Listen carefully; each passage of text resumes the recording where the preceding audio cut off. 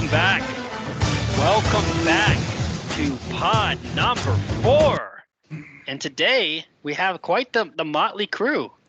Let's start maybe with let's just go ahead and do our introductions and then just say, one or two words about how you're feeling this season. So, Kalmish, over to you. Feeling good. Back in first place. Had a pretty solid win over the Danimals here. Had me a little worried. But, it's looking good. Just trying to hold off until I get Acham back. Okay. Danimish. Danimal, take it away. Pleasure to be here. Long-time listener, first-time caller.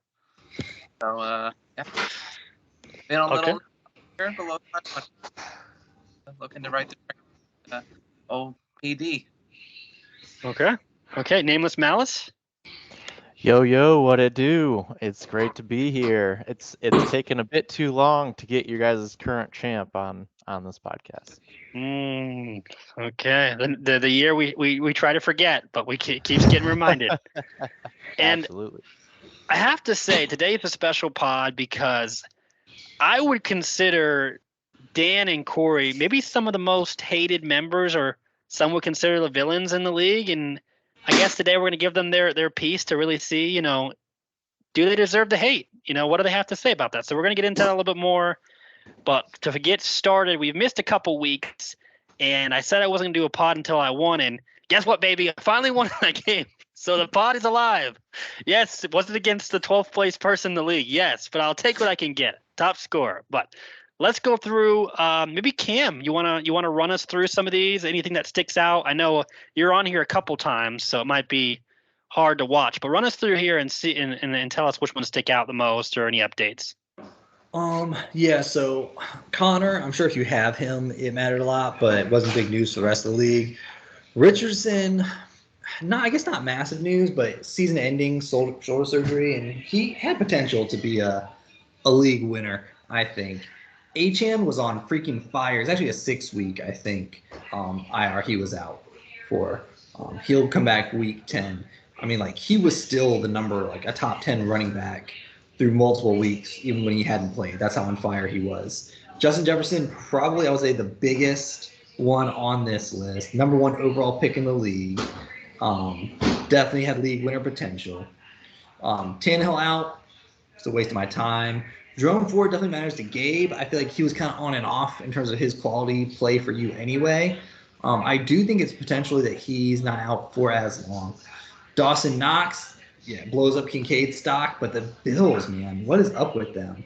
Deshaun Watson, whatever quarterback I pick up is kind of cursed. So I picked him up off of waivers, and first thing I hear is now he might have a shoulder issue. But it's also potential that they're using it as an excuse because I'm sorry, I saw knees massage bad first time looking at that.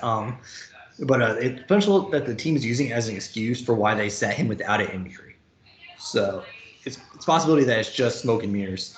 Ertz and Freiermuth, it's just bad news. And then Olave, Gabe, it's just another hit. That's rough, but hopefully nothing big. But I'm going to say Justin Jefferson, most massive news. So two things to mention here. Something that was really weak on Corey's team was his running back position, and his stock in both his running backs have gone up significantly. I mean, with Corey, maybe you want to chime in, but with Mostert's relevant again, who's pretty good, but A-Chain is just a monster. But Mostert's relevant again, and then freaking Foreman with 3 touchdowns last week. I mean, Corey, what do you want to say about that? Is that just your foresight of the champ, or? I'm gonna ride that all the way. As the champ, yeah, of course. That's just my championship prowess, pulling it out of nowhere. But no, I mean it is lucky. I was planning to start Elijah Mitchell because I thought CMC was gonna miss. Following that throughout the week, it sounded like CMC was going to play, so I had to pivot, and Deonta Foreman was right there waiting for me to add him up. 30 points out of nowhere. Which, just a tidbit, Gabe, who would have had Foreman in massive value with it had you not convinced them to drop him? Listen, I didn't convince anybody to drop anybody. I said it's probably not worth holding on to. And I need to check. Has Matt actually added any players to his team? Do we know if his bench is still empty? Should we take a quick scope here? Let's take a quick look at the league and see does Matt still have an empty bench? Can you maybe you check on that when we go to the next? Matt currently has 4 bench spots. So he's not using all 5, but he has gotten up to from 3 to 4. Okay, we're getting somewhere.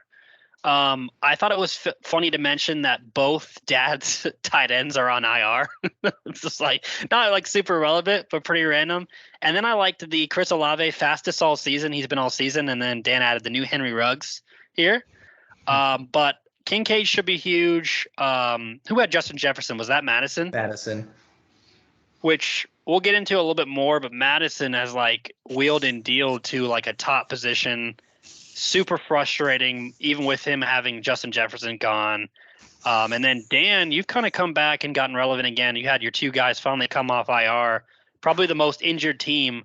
I mean, what do you have to say, Dan? Does it feel like your team's finally healthy for once, or besides Nick Chubb, RIP? Well, I'm going to say that it's taken about 7 weeks for me to figure out the right wide receiver combo after I thought I had the best combo in the league. So Calvin Ridley can get arrested for all I care. Yeah, that is a pretty big bummer. But I have to say, for the games that you have won with like the scrappy team of like misfits, pretty impressive. I've been pretty impressed. And you can say you've watched the last pods. I defended your team for Kupp and Kamara to come back when you were kind of getting some hate. And now that your team's kind of come back, I mean, you've been winning, putting up more points. So congrats to you for toughing that out.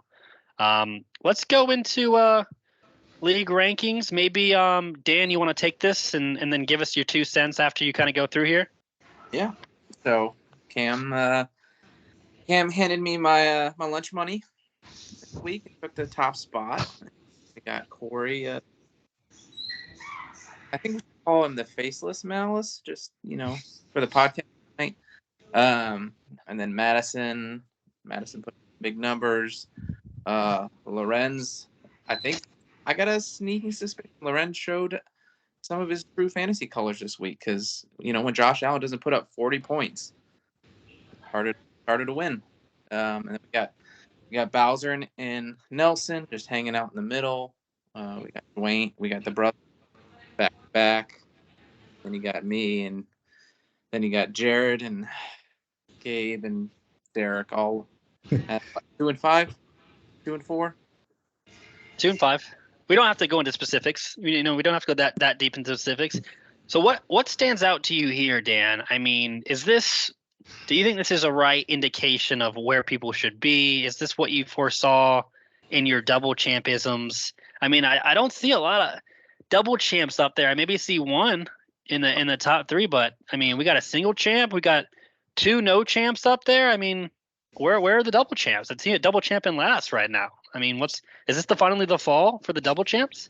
I mean, Derek's got that back-to-back Najee, Josh Jacobs draft pick that has been weighing him down. I will say, I think Jared obviously has got a massive amount of points against. I think Jared's probably got a top 5 team. Don't love to say that, but I think it's probably accurate. I think Lorenz, as I said, might be a little bloated on this one. I think maybe you swap out Jared and Lorenz. So I want to put a statistic out here real quick, which I thought was interesting. So Jared, if you look at the points against, we got 628, 613. We'll skip Jared, 668, 665, 679, 695, 713, 698, 676, 694, 767. Derek's is pretty high. But Jared is all the way in the 827. And I think one of those weeks was Cam put like 160 on him. But still, even with that is pretty unlucky. And then I always like to point out the people who have the least point against, and if I'm pretty low on there to 641. So my team is just bad. Dan, 633, and Derek is that's points 4. I'm going to say 613. Zach has one of the least.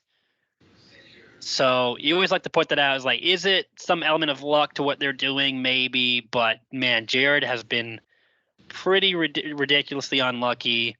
And then we talked about kind of Jahmyr Gibbs screwing his team a little bit, but Walker's been pretty solid, and some of his other rookies. And we'll go into some of his pickups and trades. I know Dan has a lot to say about that, but I thought this was interesting. And Corey, I want to get your take on this because I think our original top three was Jared, Lorenz, and Zach, and then we have the three bottom was what we said, all on the call right now, and two of those people are in freaking first and second place. So, I mean, yep. Corey, take us away. What do you think has changed? And out of the teams that you see currently, who are you like, I don't want to play them. This is the week I don't want to, I don't want to play this team. I mean, so I think the original call, like early projections are always wrong, right? Like you guys came on here and looked at who you thought were the best teams and you were wrong because it was too early to really say. And the fact that your guys' bottom three is two of them are now at the top two spots in the league right now, I think just says it all. Like me and Cam, dominant teams. And I think another factor to that too, though, is just, I mean, my team in particular, I guess I don't know, I haven't really looked at Cam's team a whole lot, but we've just been healthy. Like I've had very minimal injuries, but a lot of other teams have been hit really hard by that. So I think that's been a huge factor as well. As far as teams that I don't want to play with this week, I'm going to say mine. I don't want to play against me. Does anybody else want to play against me? Because wow. I was not expecting that. And I mean, hey, have some confidence in the team. I mean, I think you've kind of gotten lucky with some of these running backs, like the A-Chain coming back out. And we'll see how Breece has been picking up a little bit, which you've got a lot of hate for on the trade. So I want to talk so about much that. Hate for that trade. And unjustly, might I add, I think. I mean, if you look at what Waddle's done, he's had maybe one good game since I've traded him. And Breece is starting to come alive in his element and taking over control of the backfield from Dalvin Cook. So I think that trade was great for me. I will say, I'll tell you. Go ahead. I do think our top three, I still feel good about. I think Lorenz, obviously, he's up there. Just was number one recently. Jared, obviously, we showed his points against. Otherwise, he's averaging over 100 every game. And then Zach's a pretty solid team. So I don't think those are three stinkers, our original top three, but I don't think we missed on our bottom three. I disagree. I think, and I'm sorry to say this to Lorenz, I don't see Lorenz's team as a top three team. I think, who was it? Was it Dan that just said when Josh Allen doesn't put up numbers? I mean, dude, Pollard. I mean, let's look at Pollard's score. This is decent, right? Like he had a really good week, but like, is this a RB1 score? I don't think it is, man. He's not getting in the end zone, and maybe that's fault of like Dak just being really bad and they're having to get behind and throw the ball, and maybe their defense gets a lot of points. But besides Pollard and Allen, which kind of inconsistent, I mean, okay, and DJ Moore, that one game, come on. We're not going to pretend here and like DJ Moore is a wide receiver one. I don't know, dude. I don't see it. Evan Ingram's been doing really well for tight ends as far as tight ends go. But even with that, I mean, it's not like, have you seen any of these points over 10 points? I don't know if that's a top three team, bro. It just always works out for him, though. He's consistent, though. Like, no, he's not getting the peak games, but if you look at all the scores, they're all like consistently around the same. So it's just consistency is what's gotten Lorenz to a higher spot in the league. But here's the thing about Lorenz too, and I will give him props to this, is he does something that we don't think about. He always drafts the kicker early and the defense really early. But like, dude, let's take a freaking look at the fantasy points. I mean, that's pretty consistent as far as kickers goes. 10 to 15 a couple weeks, and then I mean, San Francisco defense has been pretty nasty too, besides for some reason they lose to the Vikings. So I guess that is that well-rounded element. But if I'm looking to not play a team, two teams stick out to me, and I guess it's because of the top Corey, I wouldn't say specifically your team, but dude, I gotta give credit to Cam's team. I mean, like his wide receiver core is actually ridiculous. Like Diggs, Brown, Ayuk. I mean, his running backs look pretty awful. I mean, Robinson was out. I think was he out last week, or you just decided not to play him? He's on the bench right now playing against the Philadelphia. Ooh. But yeah, Okay, understandable. definitely my 3 wide receivers and my tight end are my strength. Those are my power. I mean, Look, if you kept A-Chain and freaking Anthony Richardson, I mean, dude, that's a really freaking good team, dude. Like, probably one of the best teams you've ever had, Cam, by far. Yeah. What do you have to say, Corey? Add to that. I was just gonna say, I agree with what you said. I think Cam's wide receiver core is one of the best wide receiver cores in our league. And I think that's really an underrated element of good teams. Like if you look at how I won last year, my team was awful, but you know what I did have? I had pretty decent wide receivers, and I had Stephon Diggs last year leading me. And I think looking at my wide receiver core this year and Cam's wide receiver core this year, I think both of those things are huge elements into being a good team in this league. And I'll add even one step further. It's not just the players themselves. Like we can all sit here and say Diggs and Brown and Ayuk are good, but notice the trend that good wide receivers on good offenses. So if we're talking about Tyreek, if we're talking about Brandon, AJ Brown, like the Eagles, Buffalo, and San Francisco are going to put up points every week. Now, I'll reference my own team. Like you got like a Chris Olave, which I mean, he's kind of been up and down and going to jail and whatnot, but it's just a bad team and it's a bad quarterback. And then you look at like a guy like Kyle Pitts, who's like catching balls behind his back with one hand. The quarterbacks are awful. The offense, even if you're not that good, like a Gabe Davis for Jared, for example, is going to get a lot more points than like, let's look at a really bad team and like Calvin Ridley, who was one of the best wide receivers, but like, I mean, this is not getting the ball and the offense isn't amazing particularly. I mean, Christian Kirk is still getting a lot of points. That might be the best example, but like, you know what I'm getting at? It's like good offenses overall are going to get more points. So I think Cam did a really great job of picking offenses that are high scoring. And then, I mean, Corey, obviously you did really well with just going with the whole Miami roster and getting a ton of points there. So those are two teams. And then I was going to say Madison's freaking team, dude. Like, I mean, this is not the team that he drafted. I hope everyone realizes that. This dude has been wheeling and dealing, and obviously with Jonathan Taylor getting back, even with Zach Moss, I mean, Zach Moss was still a monster. Listen, like, I love Jonathan Taylor. We kind of had a falling out of grace with the whole contract thing, and then Zach Moss, like, really put in work. But here's the thing. They already paid JT, and so he's going to get the ball. He's going to run the ball. He's going to get points. That's the fact, which is good because Uncle Joe gets less points with Moss, which is great. So I don't have to hear, oh, which running back do I have to start today? All my running backs are scoring. But I mean, hopefully, and I hope this, Dan, I know you do too. Puka gets the ball less and Kupp gets the ball more, which I think is the case. I think that's already happening. I mean, I think it's already dropped. I mean, not really. He's still kind of getting a lot of touches. Which is, I will say, on his team, Etienne's the pick of the year, man. He's been a monster.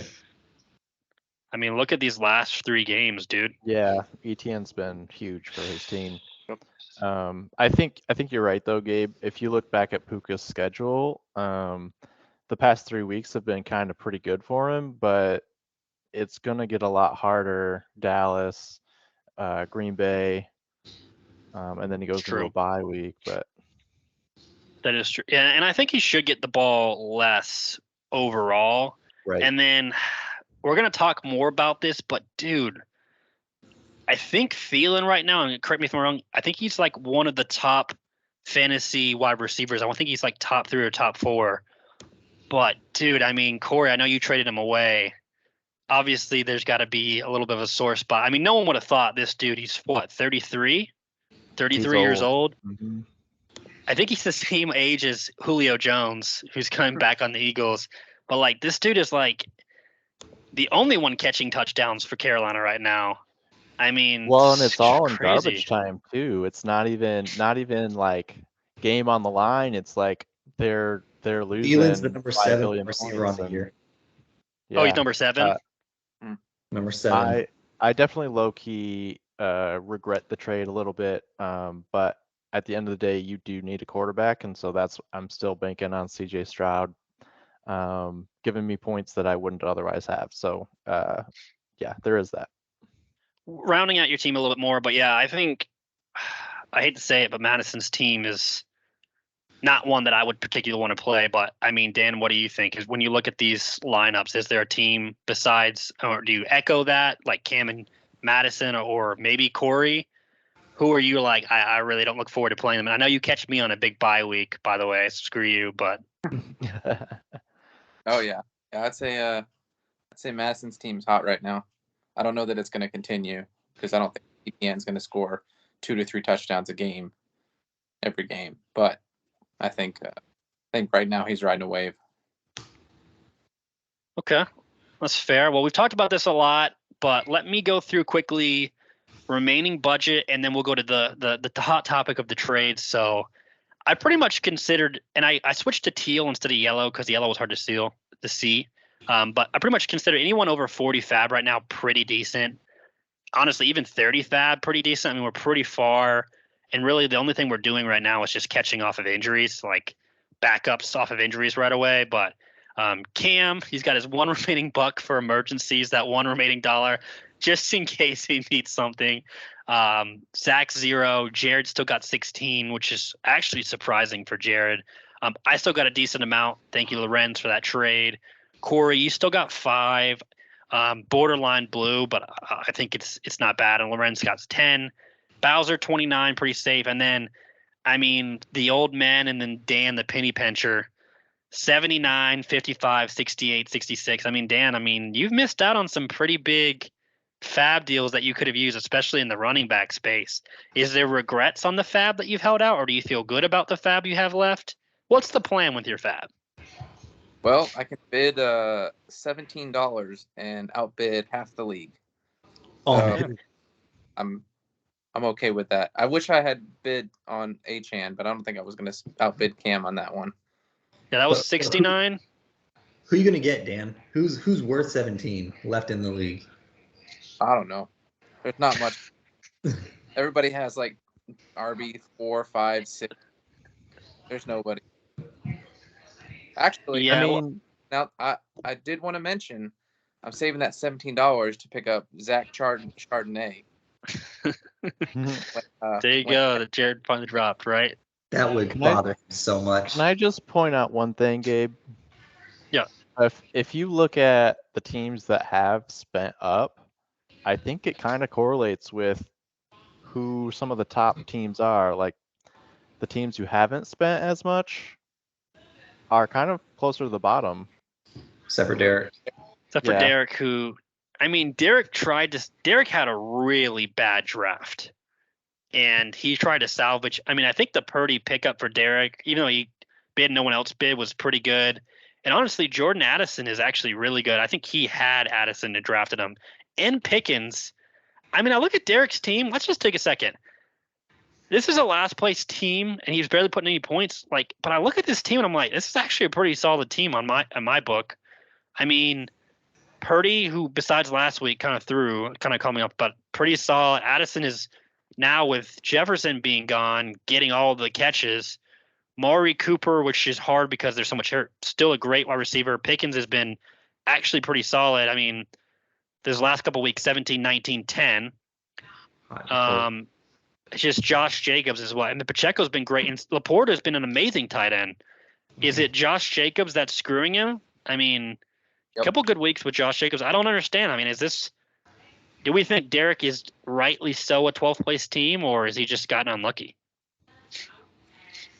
Lucky is how it happens.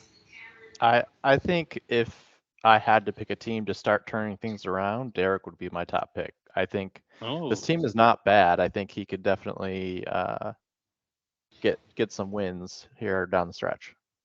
I think him finally giving up on Najee. Someone said Najee looks like he's playing with jeans on, was a great expression.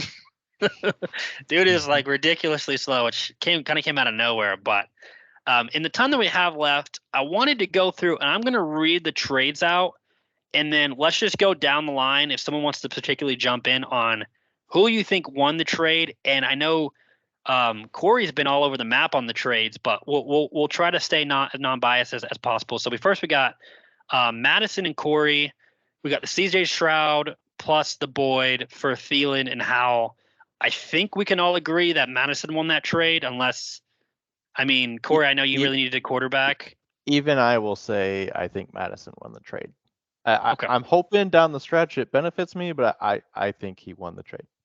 Okay, that's fair. I mean, no one could have predicted that for Thielen, so I don't blame you. It was kind of a crazy thing that he's gotten all that. I don't know if it will continue. Obviously, because Connor's hurt, right? Obviously, that was really unlucky for Zach there, and that Cousins won the game for Joe last night. I mean, that was a really solid pickup because I know Uncle Joe's been all over the map with the freaking quarterbacks, and Burrow's been so inconsistent. That really solidified his team. So definitely a good pickup for Uncle Joe. Then we got Daddy's team and Madison. Not like a crazy trade. Geno Smith, Prescott. I would say Madison definitely won that trade. Prescott, dude, is just, I don't know what his issue is, but that's not a team doesn't even have Geno Smith anymore. Did he drop Geno Smith? No, he traded Geno Smith to Madison. If I understood that right. No. Well, Geno Smith is currently on my roster, so he got dropped. It must have got dropped. So nothing to really mention there. Now this trade here was probably the most hated on trade. I didn't think it was like a ridiculously. I mean, I personally thought I won the trade because obviously that's who I wanted, but there was a lot of hate. I didn't think as much hate was needed, but I traded Hall over for Waddle. And maybe Corey, what do you think? I mean, you said that you think Hall's going to turn it around, and we saw that Hall is getting all the touches. I think Dalvin Cook might even be up for trade right now. So I mean, dude, there's a lot of potential to turn it around. I still like Waddle, but Waddle is just so injury prone. Maybe we'll do a non-biased Dan or Cam. You give us your opinion, and you think who won that trade personally. I mean, I think it's all about need. If you need a running back, right, it's good for you. If you need a wide receiver, it's good for you. It's just like a good mutual trade to me. Like, I'd honestly bet that if you took their total fantasy points between the two of them, it's probably pretty close. Here, let me look at that real quick. Dan, why he's pulling that up? I mean, I think at the onset we all thought it was Waddle, but I mean, I think if Breece Hall continues to pick the backfield, then I think that's an obvious win. Because the running back landscape is barren, so get a good running back. So you I think you were one of the haters on when the trade went down. Are you renouncing? Are you apologizing to Corey publicly on that trade? Feel free to give me that apology, Dan. In the past couple weeks, yes, I was wrong. I think let's see how it plays out the whole year. But I don't know that anyone saw that Dalvin Cook was basically just going to stuck and be an afterthought. True. He kind of had a fall from grace, which I don't really understand why. I guess he has been like very injury prone. I drafted Dalvin Cook, and I think Dalvin Cook's just on waivers, right? I don't even know if anyone picked him up. Maybe someone did. It just couldn't hold on to him. It just wasn't worth it for me for the bench spot. So Breece has 67 total points and Waddle has 49. So in terms of actual points scored, Breece has more. Yeah, but Waddle was out for the first 3 weeks. So Waddle's probably averaging more, but that does play in who's hurt or who's not. Anyway, needless to say, it's pretty even. It's really not pretty even. That's fair. We got Triple D and the Gambler, Goddard and Warren. I think Warren, right? I mean, it seems like he's kind of taken the head, but not really yet. Or Warren can have a solid rest of the year. I think he'll end up. But right now, Goddard's been the better player.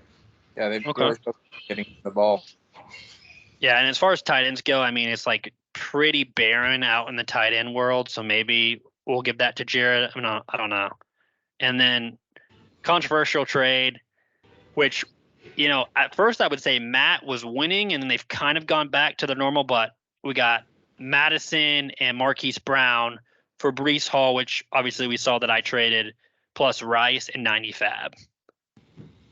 Do you guys think that in order to evaluate this trade adequately, you would almost have to replace Breece Hall with Jalen Waddle, because that's ultimately what Gabe has or got out of this? Yeah, sure. And then look at what he's done with his Fab, which I haven't seen Gabe do anything that impressive with that 90 Fab so far. Whoa. Ford had a good week last week, got me 17 points, and you know what? Let's take a look at my team because we're talking junk about my picks. Let's take a quick look here. I got a well-rounded team. You know, Ford had a good week. I also picked up Darren Waller from Jared, who finally is starting to do well. And I also picked up Justin Fields before his thumb thing was actually looking pretty good. And Cam, you were interested in Fields for a little bit there. So did you pick up Rashad White? I picked him up off of I can't know if I don't know if I traded or no. I think I picked him up off waivers because Matt Lorenz dropped him, so he was off waivers too. There's some good waiver moves. Thank you. A little bit of hate there. I had it something to correct. So, with the time we have left, maybe we talk about, speaking of waiver moves, who had the best. I mean, I think we talked about Matt Bowser with the Rams running back. That was pretty crazy of a pickup, probably one of the best. And then was Puka a trade? I think Bowser picked up Puka too and traded, or did he get picked up off? I think do we know off waivers. Off waivers? $30. Yeah, it's between those two. I mean, A-Chain, great waiver pickup. I mean, those are probably the three that stand out the most. I don't know if there's anybody else. Thielen, that Corey, you picked up Thielen. Yep. Ended up trading away, unfortunately. So I'd say those are probably the best. The worst pickups, probably anything that Jared's picked done, I would say. Probably is his spend. Johnson. Derek had some pretty bad spends, I think, if I remember earlier on. I mean, that first week was crazy. The first 2 weeks were crazy. I can't even remember, but there was points thrown all around. I think I spent a lot of money on Ford. I think you get what you get. Like, I don't think he's awful, but I think will fill a spot. You know what I mean? So probably A-Chain. I'll throw in Raheem Mostert because I'm pretty sure after the draft he was still available. You picked him up off waivers? Yeah. Ooh. Okay, that's a pretty solid one. I think he's definitely up there. I think he's like third most scoring, second most scoring, up there. Mm-hmm. So that's a pretty solid. And then I thought this would be fun just to say, like, worst head coach currently. Ron Rivera might be fired this season, or most definitely fired this season. Raheem Mostert is the number 2 overall running back on the year behind Christian McCaffrey. And by far, here's what I'm going to say. A bad coach isn't worst coach isn't the ones who just have a bad team, because some teams are just bad, right? And we accept that. They're working with nothing and they're making the most out of very little. Yep. Washington has a talented roster and they're finding ways to do as little with it as possible. The play calling is the worst. So I don't think I've seen a worse coaching job in my many years as struggling as a Washington fan. It's wild because you have Eric Bieniemy, who came from Kansas City, who everyone loves.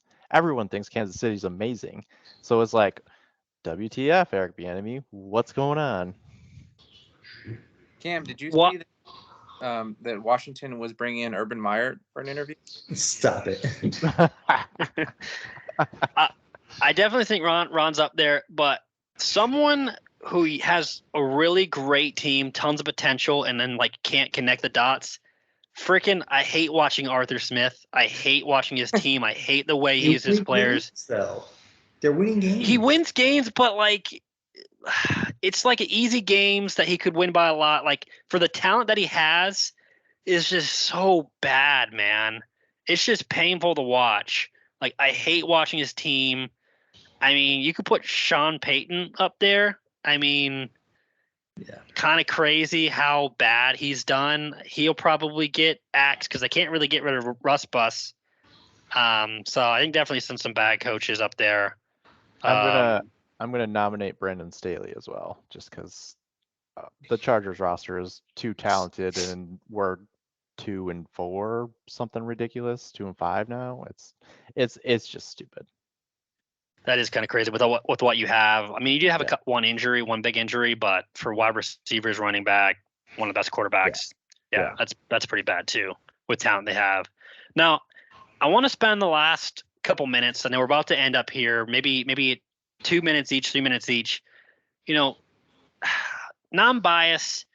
I gotta say it, guys. Dan and Corey gets a lot of heat. They get a lot of heat. There's a lot of hatred. It goes both ways. I mean, some people, Dan, and Corey, they bring it on themselves sometimes, like the double champ. I mean, Dan, what are you wearing right now? Can you show us your shirt? Double champ, absolutely nobody.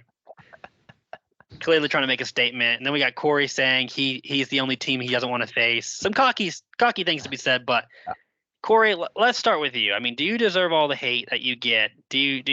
Why do you feel like people attack you so much? Oh, absolutely not, Gabe. I love the villain moniker. I accept it wholeheartedly, and I love it when everyone hates on me. It just fuels me, and so I say bring that on. But I don't deserve it at all. Like it's completely unwarranted. So who's your biggest hater? If you had to point someone out. I think I got to throw it to my old rival Jared, but I think Dan's a big part of that as well. So Wait, old rival? That's not rival. He's saying longest history. Longest history, yeah. Okay. Dan, let's go to Dan now. I mean, Dan, you get a lot of heat. There's last pod, everyone was saying you don't know how to trade. It's like Monopoly, and you're holding the Browns and trying to trade for Boardwalk. I mean, what do you have to say to that? I mean, do you deserve the hate? Do you draw? I mean, you are a troll. That's something we can all agree here. But I mean, who's your biggest hater? And just whatever you want to say. Just take this time. Well, I appreciate the floor, Gabe. I'd say if I were a smaller man, if I were a petty man, I would push on every other team's first round draft pick to experience the Nick Chubb curse. Not naming names, definitely not naming, Justin Jefferson not coming back, or Josh Jacobs, retiring early, Travis Kelce just eloping with Taylor Swift and not coming to games anymore. But I'm so I just want to say, I welcome the hate because I know I'm a troll and I love troll. And Corey, you may say you're the villain, but the villain doesn't apologize. So. Okay. And who's your biggest haters, Dan? If you had to call out someone that you feel specific hate from, is it everybody? Is there a certain person? I would say podcast. It's been Lorenz. It's true. Say in the chat, it's probably been Cam. Okay. And I feel like Uncle Joe just takes shots at everybody, to be fair. I mean, there's specific hate towards me, for sure. But he whenever someone's down, he tries to just double down on them. That's his specialty. Yep. So understood. Well, I appreciate you guys coming on and clearing the air. And then Cam, just give us your final thoughts. I mean, we've let everyone have the stage. Maybe you should have the time. I mean, this might be, Cam, and I don't want to put the pressure on you. Probably the best fantasy season I've seen from you in quite some time. I mean, you've been pretty just awful. And I want to say how bad your teams have been. The fact you haven't been relegated more is actually kind of crazy. But this team, I look at your team and I just want to applaud you, man, right now. Well, here's the thing. I'm trying to learn. I'm trying to grow. Not drafting the same old players. I once did. I actually would like to thank Corey. It was a Monday night game where we were matched up, and I had Justin Jefferson and he had Stephon Diggs. We were tied going into it, and Justin Jefferson didn't catch squat, but Stephon Diggs put up 3 touchdowns on me. Yep. So, therefore, Stephon Diggs is the number 1 overall pick, thanks to Corey. Yep. But it's it's learning, it's moving on.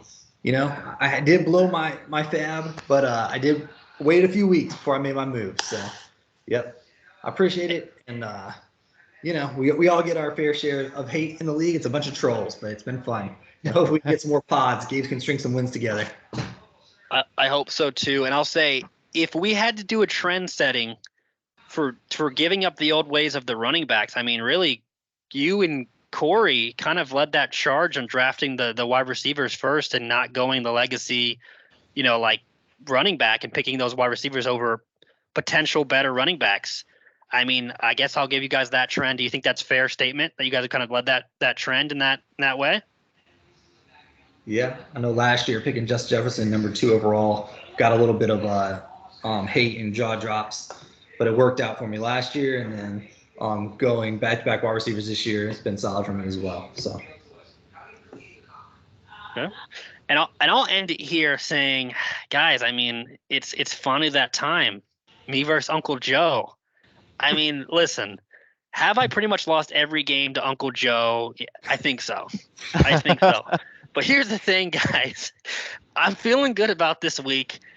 Lamar looks like prime, like Super Bowl Lamar right now, MVP Lamar. I mean, dude, Amon-Ra's finally getting the ball. Jalen Waddle's doing something. Chris Olave, getting arrested. So, a lot to prove. Bijan is apparently sick, has a headache, and just doesn't play. You know what I mean? Which is fantastic for him. Like, take the day. You know what I mean? Don't let anybody know. Screw your fantasy owners. You know what I mean? Hey, and then Jared, thanks for Darren Waller. I know as soon as he dropped, he did start doing well. It's the Jared curse. So I'm excited. Maybe Madison, maybe our treasurer can put a little game of the week on it. I don't know. I'd love to be game of the week. I'd put some money down. I mean, guys, if we're let's just take 1 second. If we're doing game of the week, real quick, I want you to look at our matchup. Who are you putting money on for me versus Uncle Joe? Real quick. And I don't think he has. I think he has Mostyn. He'll probably put Henry in. So keep that in mind. He might put Burrow in instead of Kirk Cousins. So his projection will probably go higher than mine. Keeping that in mind, let's go down the line. Corey, who do you got? Me or Uncle Joe? I think honestly, I gotta go Uncle Joe. I just think your team, like, there's some, you hyped it up real well, and I was feeling it, and then I'm looking at it, and there's some question marks, bro. There's some question marks. So Sure. I think I'm leaning. It's close. It's very close, but I'm leaning Uncle Joe. Okay. Cam, who do you got? So I would pick you. However, my picks have gone back to the curse. Whoever I pick loses. So I'm going to put my money on Uncle Joe for you. I appreciate that. Some reverse psychology. Yeah. Gotcha. All right, Dan, what do you got? Well, Gabe, earlier this season, everyone was voting against you, and I voted for you. And learned my lesson. That I need to double down, and I'm going for you, bud. Oh, let's go. Let's go, baby. We need to get the treasurer involved and see if we can get this official, but if not, maybe I'll put it up there. I'm putting my money on myself this week. Uncle Joe, you've had this coming for so long. I mean, I'm looking at Travis Kelce against Denver, and that makes my a little sweat come out.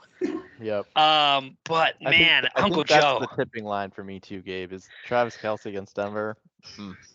I mean, I would just love just to put a smackdown on Uncle Joe. I can't describe the joy it bring me, but also the pain that it's going to give me. It just hurts to lose. So, you know what, boys? I guess we'll find out. We'll see. I like to see a lot of bets this week. If we can put a lot of bets on this game of the week, I think it'd be high. We've kind of been following the game of the week.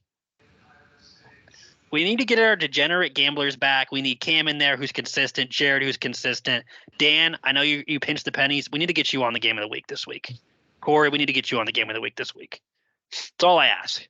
Bet against me, bet for me. Let's get some money in the pot. And guys, I appreciate the time. Great pod. Thank you for the hour, and we'll put this up on YouTube here shortly. Always a pleasure. Cheers, fellas. Cheers, guys. All right. Adios.